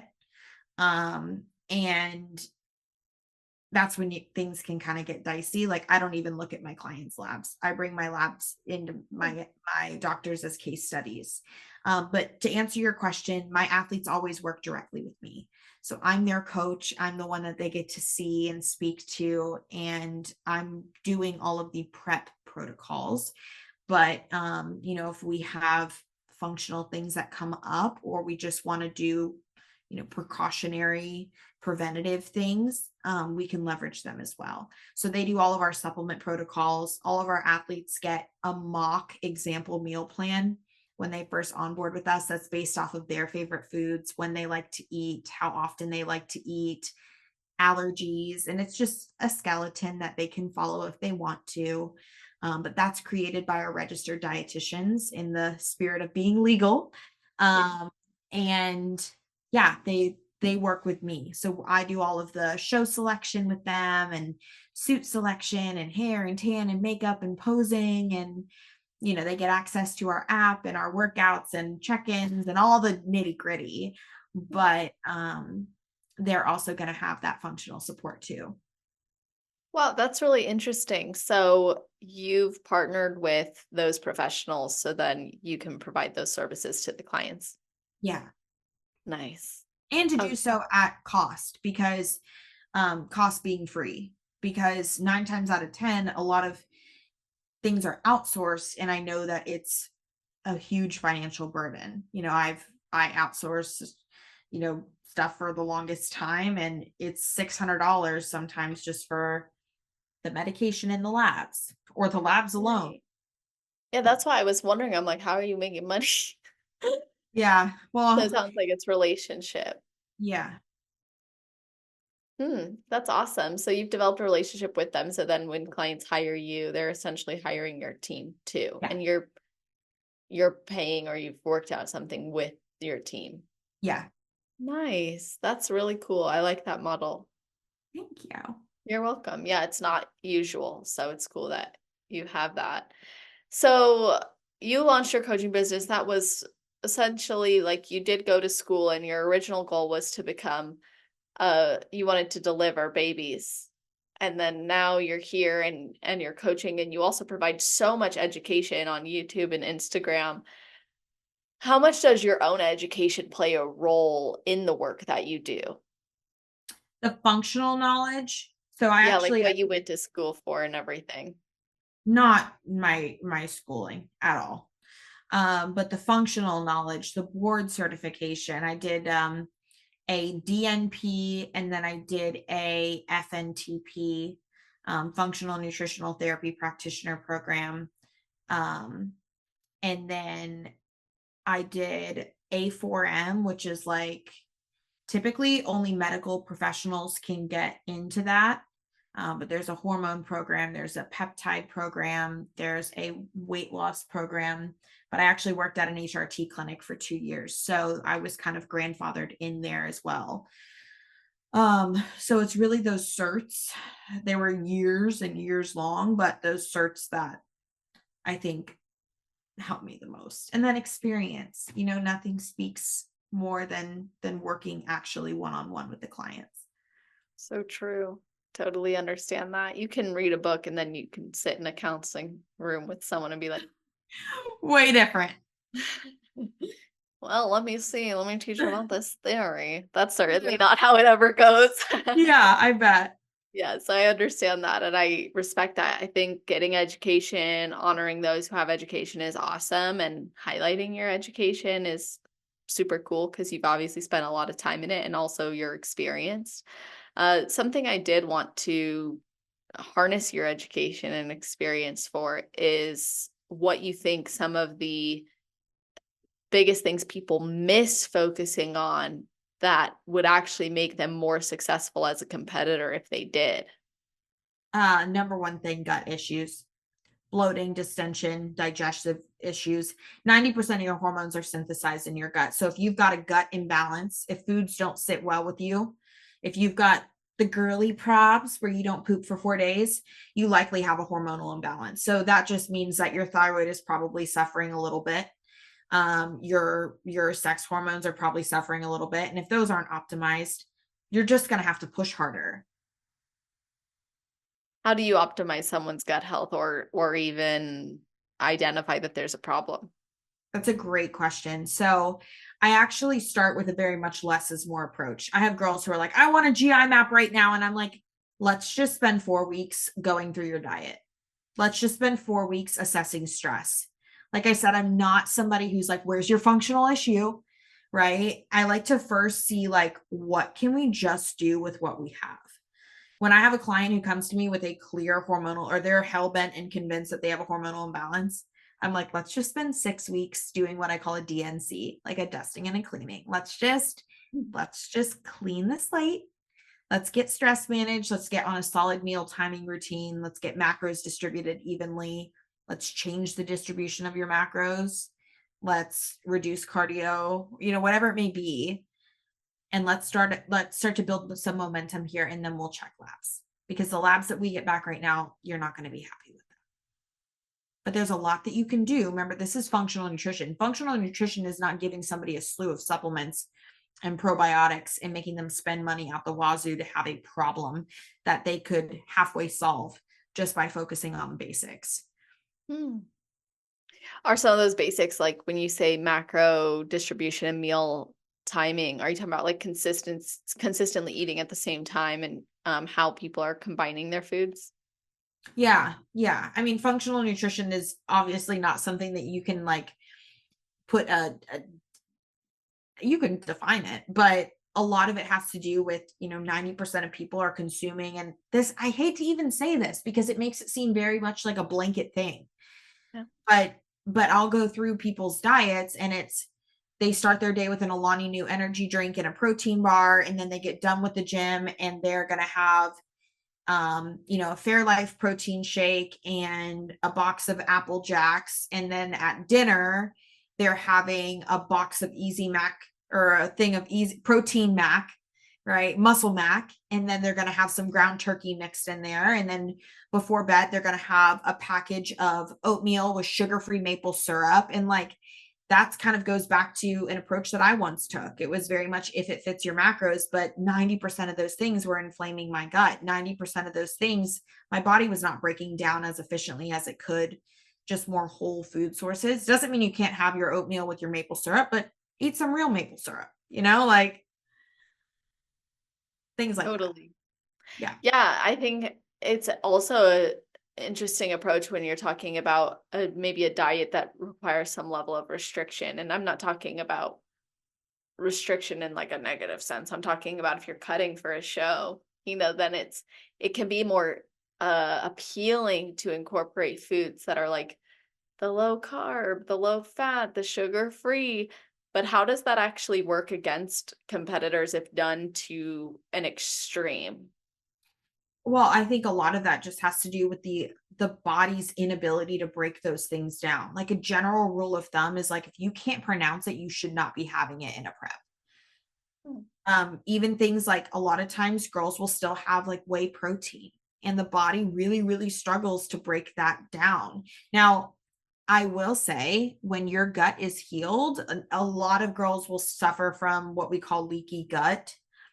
And I hate talking about this subject because I think that sometimes people hear like, oh yeah, everyone has leaky gut, or, oh, I have SIBO. Like we just throw that out. No, you don't. But let's just say that you've had bloating for a long time, right? And you're bloated no matter what you eat, no matter what time of day. Might be worth looking into confirming or not confirming leaky gut, which is when these tight junctions in your intestinal lining become loose and the bacteria seeps out. Well, if you're consuming these artificial sweeteners, it causes inflammation in your gut as well. So not only now are you dealing with like the bloating because your body can't break it down as easily, but you're also dealing with inflammation in your gut, slower motility, things like that. Now, if you have tight junctions in your gut lining and your gut is nice and healthy, then sure, you could probably have a protein bar every couple days and handle it just fine. So it also has to do with if you're in good health when you're having those things. Yeah, that's really interesting. I was talking to one of the coaches for the coaches series about how it seems like in the industry when something has a light shined on it, suddenly everybody shines light on it. Mm-hmm. And it like creates this storm of everyone has a problem or issue with it. At one point it was adrenal fatigue, and then it Oh yeah, was the gut issues. You're not suffering from adrenal burnout. You're just drinking 800 milligrams of caffeine a day. Correct. Yeah, literally that. Like, no wonder you have no ability to feel that anymore. Yeah. Like, Yeah. you're tanked. You haven't taken a deload week in 8 weeks. Or, like, come on, girl. Yeah. But it feels good. It feels good to have a label on when you're feeling a certain way. Right? We talked about those shortcuts. Exactly. That's exactly right. I made a video about diagnostics in mental health and self-diagnosing. Mm-hmm. And some of the comments I got on that on YouTube were just like, I could tell that people were upset about the statements I made, but in reality, like some people would rather have a label than have a solution. And that's just the unfortunate, dangerous side of it. Or we could, I don't know, I don't need to repeat everything said, but you're right. It's like, it's easier to slap a label on it and say, well, now I know, than to actually look at the basics and say, well, maybe this is contributing to the symptom. It's not the problem. Right. So something that you wrote about in a post was how much this prep changed compared to the last one. And we talked a little bit about that, feeling emotions, making friends, resting, trying different approaches.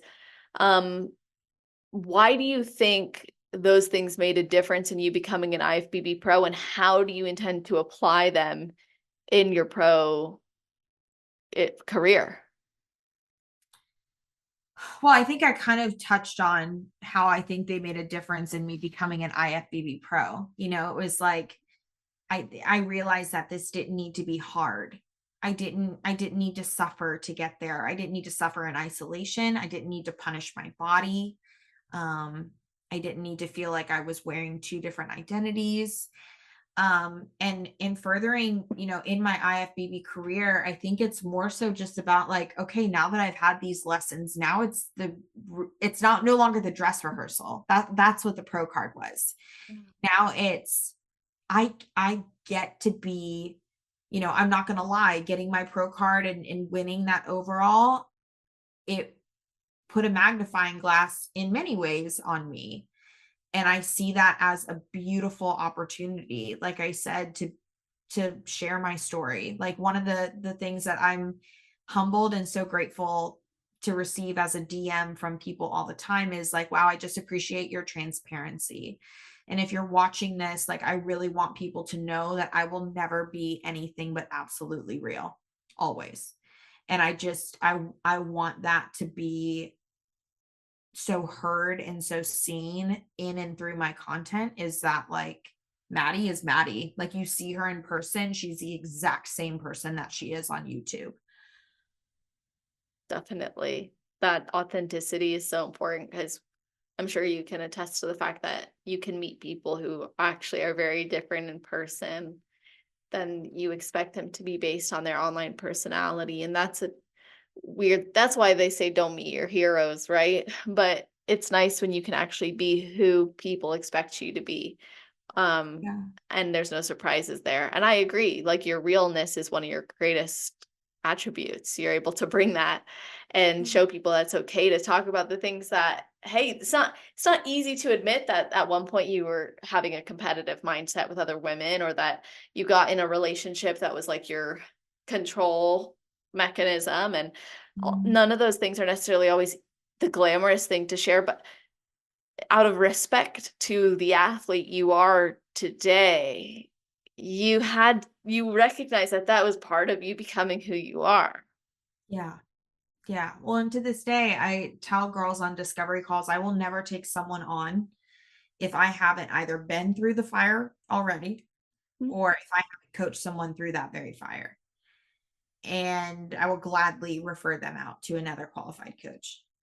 And so I've had quite a few experiences at this point in my young age of life, but I don't regret any of them, good and bad, because How old are you? I'm actually 25. Okay. Well, 24. I'll be 25 in June. So not 25. It's January. That's awesome. Yeah. And you built something really amazing. Thank you.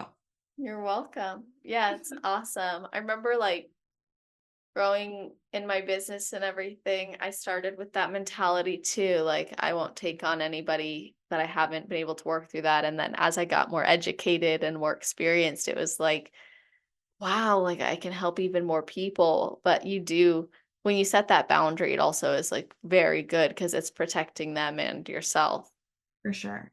For sure. And it's not to say I won't take on a menopausal client, right? But I added the caveat of that I haven't coached somebody through. Exactly. Yeah. Yeah, that's exactly right. Well, I would love to I know you shared your advice already, but I don't know if there's anything you want to add to that for advice for someone on their road to pro or someone who's never competed before. I honestly think that one of the best things that you can do on this journey is, someone on their road to pro or a novice. Like, which one do I pick? Do both. Do both. I just didn't know Okay. if your previous advice of not looking past was for one in particular. Okay. I have to pee so bad. I'm feeling so anxious. I'm getting hot right now. Okay. So, someone who's a novice, literally, if you have never competed before, go into that show. And I know everybody says this, you're going to smack me across the face. Freaking have fun. Have fun, because your first show is going to be filled with flops and boofs and oops. And if you're going into that show and you're only fixated on every little thing that like doesn't like go right, like pay for your makeup, pay for your tan, pay for the best freaking competition suit. All your hard work is like bask in the moment of show day. That's my advice for a true novice, because I did that and I don't regret that first show walking up on stage at 90 pounds for 1 second, because I felt like a damn queen. And if you're on your road to pro,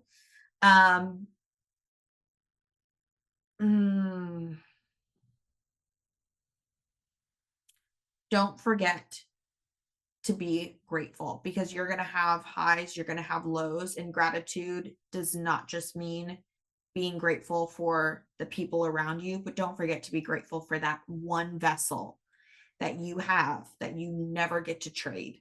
And that is this. and this is what's providing for you, and this is what's carrying you to that stage to get that pro card. So show it love, speak kindly to yourself, and bring others on your journey. Be kind to the others around you too. Love that. That's great advice. So how can people connect with you and work with you and follow you and your journey? Yeah. So I don't know if we'll have an application down here. Yes, there'll be links and everything. Okay, so there's a link for an application. If it's not down below, it's in my Instagram bio. You just fill that brief application out. We set up a one-on-one 45-minute discovery call, get to talk with one another. And that's for lifestyle and contest prep coaching. You can work with myself or our assistant coach, Shelby. And my Instagram is Mads, M-A-D-S, Michie, M-I-C-H-I-E, fitness. And YouTube's the same, all the same handles. That's awesome. Yeah, we'll put that in the show notes page. So you guys, that's on celestial.fit/podcast. If you're listening right away, it's at the top of the episode page. If you're listening in the future, scroll down to the category section and you'll be able to find it there. Not only will it be links to connect, but you'll also see a full summary of the episode in like a written form. You'll see one in a bulleted topics list, and you'll see episode timestamps so you can go back and listen to your favorite part or share certain things that resonated with you with somebody else. It means so much to the athletes when you reach out to them or when you message them or you tag us in your stories. That goes so far, and it means a lot to me because I've been working so hard on this podcast for years, and the love, I never get tired of it. So I appreciate you guys listening and supporting the show. And Maddie, thank you for coming on. Thank you so much. You're welcome. Hope y'all have an amazing rest of your day, night, or morning, wherever you're in the world while you're listening to this episode. Just make it awesome. Yay, you made it through. I hope that you guys had a great cardio session, a great dinner, or a fantastic drive to or from work today. Thank you so much for tuning in to this week's video. Don't forget to like this video if you like this sort of content. Comment down below one of your favorite nuggets of knowledge that you got out of it. And of course, please subscribe. It always helps to support my channel and to let me know that you're watching this content and that it resonates with you. Stay tuned for next week. You never know what I'm going to come up with, and I'll talk to you guys next Sunday.